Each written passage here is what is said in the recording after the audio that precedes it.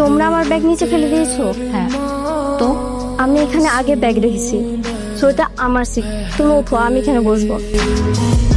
এই বেঞ্চটা কি তোর বাপের? বাড়ি থেকে নিয়ে আসছিস বেঞ্চ? না, এই স্কুলটা তোর বাপের?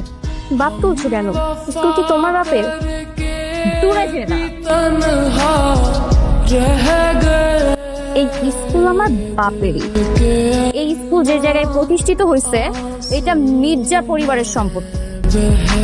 এই স্কুলের সভাপতিকে আমার বাপ, এই স্কুলের প্রতিষ্ঠাতাকে আমার বাপ, নাসিম মির্জা।